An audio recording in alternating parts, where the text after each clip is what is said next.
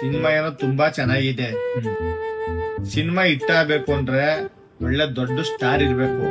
ಇಲ್ವಾ, ನೀವು ದೊಡ್ಡ ಮಟ್ಟದಲ್ಲಿ ಪ್ರಮೋಷನ್ ಮಾಡಿರ್ಬೇಕು. ನೀವುಗಳ ಇದೆರಡೂ ಮಾಡಿಲ್ಲ. ಸಿನಿಮಾನ ಓಡೋದ್ ಎಲ್ಲಿ ನೋಡ್ತೈತೆ ಅಂತದ್ರಲ್ಲಿ ನಿಮ್ ಮಕ್ಕಗಳವಲ್ಲ ನಮ್ಗೆ ಅಷ್ಟಾಗ್ ಪರಿಚಯ ಇಲ್ಲ. ಅಯ್ಯೋ ನಾನ್ ಸತ್ತೋಯ್ತೀನಿ ಕಣ. ಜನಗಳಿಗೆ ಥಿಯೇಟರ್ ಬಂದಿ ಕಾಸು ಕೊಟ್ಟಿ ನೋಡಿ ಅಂದ್ರೆ ಯಾತಾನೆ ಬಂದ್ ನೋಡ್ರಿ ನಿಮ್ ಮಕ್ಕಗಳ. ಇದೇನ್ ಸರ್ ಹಿಂಗಂತೀರಾ? ಅವಾಗ ದುನಿಯಾ ಮುಂಗಾರು ಮಳೆ ಎಲ್ಲ ಬಂದಾಗ ಅವರು ಇಂಡಸ್ಟ್ರಿಗೆ ಹೊಸಬ್ರೆ ಬ್ಲಾಕ್ ಬಸ್ಟರ್ ಆಗಿಲ್ವಾ ಸಿನಿಮಾ? ನಮ್ ಸಿನಿಮಾ ಹಿಟ್ ಆಗುತ್ತೆ ಬಿಡಿ. ಏನ್ ಅರ್ಥವೇ ಆಗ್ತಿಲ್ವೇ ಈ ಕೇಸು? ಅಲ್ಲ ಕಣ್ರಯ್ಯ, ಬರ್ಬೇಕಾದ್ರೆ ದುನಿಯಾ ಮುಂಗಾರ ಮಳೆ ಮೂವಿ ತರ ದೊಡ್ಡದ ಇಟ್ಟಾಯ್ತದೆ ಅಂತ ಬಂದ್ರಿ. ನಗಕ್ಕಾಗ್ದೆ ಅಳಕ್ಕಾಗ್ದೆ ಬಾಳ. ಈಗ ನೋಡ್ರಿ ಅದ್ ಯಾವ್ದೋ ಮೂವಿ ಬಗಿರೋದು ಅಷ್ಟು ಒಳ್ಳೆವಲ್ಲಯ್ಯ ನಿಮ್ ಸಿನಿಮಾ. ಎಲ್ರಯ್ಯ ನನ್ ಕಾಸು, ಎಲ್ರಯ್ಯ ನನ್ ದುಡ್ಡು.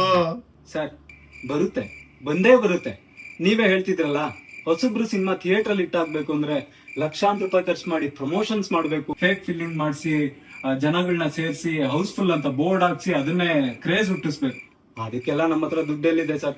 ಅದಕ್ಕೆ ನಾವು OTT ಸಿನಿಮಾ ರಿಲೀಸ್ ಮಾಡೋಣ.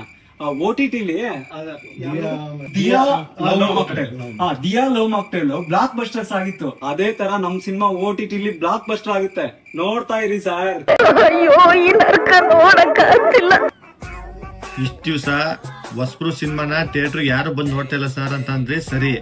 ಈಗ ಹೊಸಬ್ರು ಅಂದ್ಬಿಟ್ಟು OTT ಅವರು ನಿಮ್ಮನ್ನ ಮೋಸ ನೋಡ್ತಾ ಇಲ್ವಾ? ನಿಮ್ ಜನ್ಮಕ್ಕೆ ಇಷ್ಟ ಬೆಂಕಿ ಹಾಕ ಹೋಗಿ. ನಿಮ್ಮನ್ನ ನಮ್ಕೊಂಡ್ ನಾವು ದುಡ್ಡು ಹಾಕ್ತೀವಲ್ಲ, ನಮಗ್ ಬುದ್ಧಿ ಇಲ್ಲ ಸರ್. ನಿಮ್ ಹತ್ರ ಅಮೆಝಾನ್ ಸಬ್ಸ್ಕ್ರಿಪ್ಷನ್ ಇದೆ ಸರ್? ನೆಟ್ಫ್ಲಿಕ್ಸ್ ಇವೇ ಇಲ್ಲ. ನಿನ್ನ ಹತ್ರ ಇದೆನೋ? ನಿನ್ನ ಹತ್ರ ನೋಡಿ, ಯಾರ ಹತ್ರನೂ ಸಬ್ಸ್ಕ್ರಿಪ್ಷನ್ ಇಲ್ಲ.